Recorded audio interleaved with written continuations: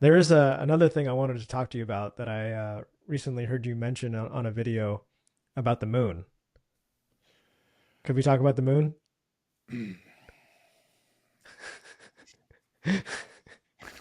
Sure, let's talk All about the right. moon. So I haven't looked into this too deeply, but I heard you mention that the moon could be hollow. Well, that's an oversimplified model. There is this school of thought out there the moon is hollow. And that goes back really to the Apollo days. But let's put it this way, there is a lot of the moon is a relatively low density object. And what that means is there's probably lots of voids within the moon.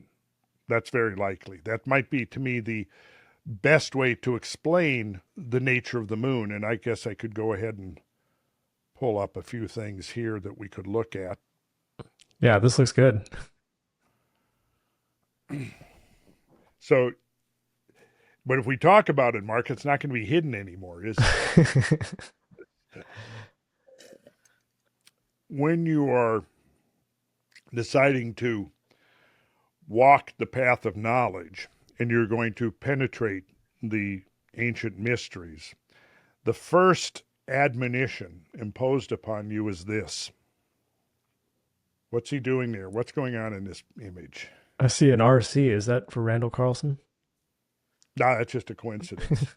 Um, I let's see. didn't. He's I had he's nothing to do with the creation of this. There. Okay, look. What's this up here at the top? That's a cross. And what else? There's something else going on there. Is this in the moonlight? You know, it's a rose. Okay. Now, are you at your computer? Can you do this? Look up the phrase, the Latin phrase sub rosa, and then tell me what it says. Sub rosa, happening or done in secret. Mm-hmm. Hmm. But you'll notice he's knocking at the door at the same time he's going, shh. Hmm. See, I, I started looking into the mysteries 50 years ago. 50 years ago. I don't exaggerate, 50 years ago. And I soon realized that there are some things that are best left unsaid until the time is right. And so there are certain things that I encountered, and I didn't know necessarily whether I would put my 100% confidence in them. This is now going back 30 years ago, 35 years ago. A couple of things simultaneously. By immersing myself in the myths and legends and folklore of old, and coming to the conclusion that, wait a second, this isn't the ravings of a pre scientific, totally illiterate mind of savages and barbarians that are, conjuring up these stories about origins of the universe and origins of humans and great floods and great fires and angelic presences and gods and demons and all of this, that all of these are just the extrusions of a deranged mind that's projecting stuff onto the night sky out of fear, et cetera, et cetera. The old, shall we say, the obsolete 20th century version of prehistoric mind. Well, I began to have serious doubts about that 35, 40, 45 years ago, about that model, right? Then coming to believe that the traditions, the legacy of inherited traditions that we've now got access to from all over the world, from many, many cultures, from many different historical epochs and so on, we're in a position now, in a unique position where we can decipher those on a level now and within the last, say, quarter century, the last generation, say, in a way that nobody was able to do for, who knows, 10,000, 12,000, 15,000 years. So now we go back and we see that, I showed you that map. J. Hellenbrath saw that map in 1910. It triggered something up here. It raised such profound questions in his mind that he went on a lifelong quest to get to the bottom of what am I seeing here? So what he did was he gave us this legacy of profound, catastrophic, biblical scale floods fought against the establishment for 2 generations. They finally had to come and accept the reality. What they've tried to do now is straitjacket. We won't get into the details of that because I've covered it in depth elsewhere. Um, Certainly reserves a revisit because we're constantly learning new things. But we're in a perspective now that we're beginning to see things. The earth is revealing, it's yielding up its secrets to us in a way that was never available before. See? And within this new framework of thinking, this new paradigm, yes, we have to go back and reconsider pretty much everything. And just as we can look at the ancient stories now and see that, well, why is there over 100 cultures that have stories about gigantic floods that almost wiped out the human race and left a straggling group of survivors that become the ancestors of this particular cultural group? And we find that theme over and over and over again. Well, now we understand it. Yeah, planetary scale movement of water is real. It has happened. It's happened multiple times. And it's caused the mass extinction of species. In fact, the evidence is now pointing to the fact that maybe we, the human species, came within a hair's breadth of extinction during the Younger Dryas and the surrounding episodes. Okay? Half the megafaunal species on Earth didn't make it across that boundary. You know that, right? You know this incredible bestiary of the mammoths and the giant ground sloths and the dire wolves and the saber-toothed cats and the woolly rhinos and on and on and on. Half of the megafaunal species on Earth did not survive over that threshold. We now realize that events that are catastrophic enough, you mentioned it, catastrophic enough to basically cause a complete reset of civilization, happen far more frequently than anybody had realized a generation or 2 generations or 3 generations ago. Now, one of the things that you know that, for example, if you're living on the coast of Florida and a big hurricane is coming. Now, 100 years ago, there was no radar. You couldn't turn the radio on or the internet and get the latest update of where the hurricane is moving. You pretty much had to sit there, and when it came, you had to ride it out. And this is one reason why so many orders of magnitude more people were killed in hurricanes 100 years ago than now, right? So, but what's the main strategy? You know, I was just down in Florida, down there near Tampa, in the aftermath of Hurricane Ian that had come through, right? The devastation was incredible. But so you know that this hurricane is coming, right? And you live on the coast. What are you probably going to do? What do you Just think? hunker What would you? down. Well, you hunker down, or you do what? You stockpile, you You prepare. evacuate. Okay. You evacuate. Yeah, I mean, look, you've got huge long lines of traffic now on these hurricane prone areas. When the hurricane is coming, there's people evacuating. They're leaving, right? In fact, you even have mandatory evacuations. You evacuate.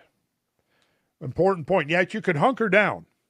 Now, if an event like the impact, if the thing that had passed the Earth last June had struck the Earth, a lot of us would be hunkering down big time.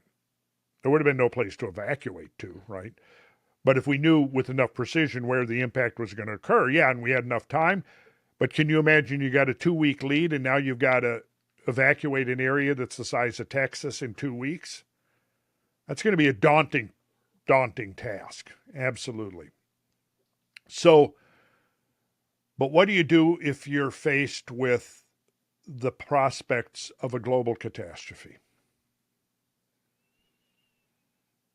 Well, yeah, like you said, there's nowhere to evacuate to. Are you sure? So, Are um, you sure? I no, Okay. I'm now you're making me question that. Question that. Do Yes. you think there's any potential place that humans, in the event of an impending global catastrophe, might evacuate to? Well, God, if we could go to another planet. Well, do you think, well, like what? Mars? The You moon. think there might that'd be a daunting task. We're going to evacuate to Mars? Well, maybe 30, 50 years from now, maybe, but any place else possibly. Okay, we got the moon. Oh, the There you moon. go. God, I never thought of Yeah, that. how did I not think of that? I don't know, Mark. I was beginning Yeah. to I mean, wonder here. next time there's a hurricane or a flood coming, I'm on the next spaceship. Well, of course, now we're getting into the realm of totally into the realm of science fiction, right? I mean, Maybe. maybe. Uh, let's see here. Uh, You piqued my curiosity there with that those images in the hidden moon. well, good. That was my intention. That was exactly. I achieved my goal. Yes, I did. Um, well, I'll tell you. Once you begin to put the pieces together, the whole story is laid out, and it's almost. I mean, it's so big and so profound that it's virtually unbelievable. And yet, the more you learn, the more you realize that it's the outrageous story that's really the one that's most real. Um, Let me just go down here. I think I've got something here that would be of relevance to this. Let's see, is this it? Ah, here we go. Right. So this is from way back in 2007, but by then, scientists were already realizing that what I've been saying all along, we're cosmically vulnerable. So, what do you think is the first idea that they're proposing? Well, a lunar arc, proposed in case of deadly impact on Earth. The moon should be developed as a sanctuary for civilization in case of a cataclysmic cosmic impact, according to an international team of experts. NASA already has blueprints to create a permanent lunar outpost by the 2020s, but of course, politics has gotten in the way, and we should have had a permanent outpost on the moon decades ago, right? You know that our Apollo program got shut down because the Vietnam War ate up all of our money. So Nixon shut down the Apollo program to pay off the Vietnam War debt. So NASA already has blueprints to create a permanent lunar outpost, but that plan should be expanded to include a way to preserve humanity's learning, culture, and technology if Earth is hit by a doomsday asteroid or comet, said Jim Burke of the International Space University in France, that still exists, by the way, and we should make contact with that particular group because they're doing cutting edge stuff. One of the things I'm trying to do, Mark, is to forge links between all of the people and the research and the groups relevant to affecting this major transition within the next generation. Okay, Burke Burke, once a project manager on some of the earliest American lunar landings, now heads an ISU study on surviving a collision with a near Earth object. An impact of the size that wiped out the dinosaurs hasn't happened since long before the rise of humans, he pointed out. Yet scientists' expanding knowledge of asteroids and craters left throughout the solar system has created consensus that Earth remains vulnerable to a civilization-crushing collision. And what we know now from what we've learned in 2007, even more so. Okay? This calls for the creation of a space-age Noah's Ark, Burke said. Humans are just beginning to send trinkets of technology and culture into space. NASA's recently launched Phoenix Mars lander, for example, carries a mini disc inscribed with stories, art, and music about Mars. The Phoenix lander is a precursor mission in a decades-long project to transplant the essentials of humanity onto the moon and eventually Mars. The International Space University team is now on a more ambitious mission to start building a lunar biological and historical archive, initially through robotic landings on the moon, laying the foundation for rebuilding the terrestrial internet, plus an Earth-Moon extension of it should be a priority, Burke said. The founders of the group, Alliance to Rescue Civilization, notice the acronym ARC, right, agreed that extending the internet from the Earth to the moon could help avert a technological dark age following, for example, a nuclear winter, acts of terrorism, plague, or asteroid collisions. And I'd also mention that they left off that list would be gigantic volcanic eruptions. But the group also advocates creating a moon-based repository of Earth's life, complete with human staffed facilities to, quote, preserve backups of scientific and cultural achievements and of the species important to our civilization. So there we go. It's That already. makes perfect sense. It's like backing up your computer. It's very risky to go without backing your stuff up on an external hard That's right. drive. So yeah, it Now makes here, sense to use the moon as our Earth's external hard drive. okay, so now let me just propose this as just an outrageous hypothesis to think about. What if the secret has been all along that we've already done that? Mm. Not now, not in our modern incarnation of civilization, but once upon a time, we've already done that. Outrageous idea. We don't even need, it's so ridiculous we don't even need to think about it, right? It's so contrary to our conceptions of ancient history that we shouldn't even waste time considering such outrageous possibilities, right? Well, the Or truth is stranger than fiction, that's what and the they say. moon does some weird things, like um, how it always stays one face facing the Earth always, and there's always that dark side. Mm-hmm. I mean the just the fact that it never rotate it does rotate, but it rotates so perfectly that we always face the same size. That always seemed really strange to me, and that an eclipse is the exact same size as the sun, like perfectly. Um, I don't know. There's a lot of things about the moon that just seemed maybe Yes. artificial or unnatural. We get into some really strange territory there. If we say it's artificial, what does that even mean? That somebody constructed it or something? Or, I mean, who or what would have some capacity to even undertake such a project? These See, are this all is really, great questions. yeah, and your Yeah. question, yeah. So I pointed out on this particular slide, I don't know if did you see the slide when I pulled it up? Uh, Are we still sharing screen no, or we're not not? sharing. Okay, well, this was August 2007, and my title for this slide is An Ancient Idea is Revived and Promptly Forgotten. Because it's 2007. What are we doing here? 10, we're 18 years later. And I'm here trying to revive, say, look, this was actually proposed 17, 18 years ago. Of course, we've done nothing except not as the government so much, but at least the private sector now is stepping into the void.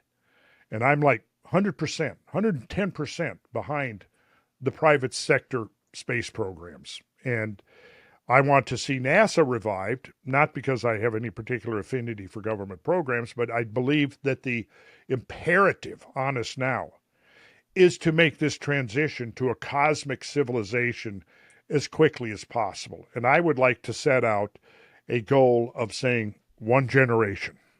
One generation. By the time Angel is graduating from college, we're a spacefaring civilization. That's what I want to see.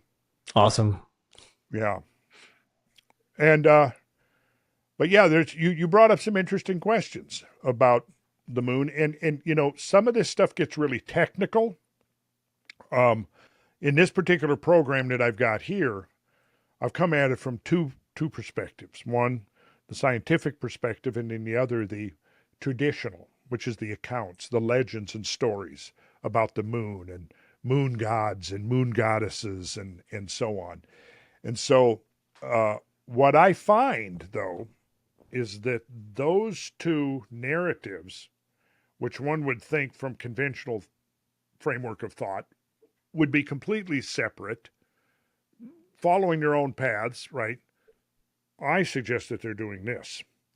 They're converging because what the ancient traditions are telling us, they're actually providing some answers to us of some of the very mysteries you just raised, some of the questions you just raised. See? Um, and there was a reason why our ancestors were obsessed with observing the moon. We know that, right? I mean, obsessed with observing the moon.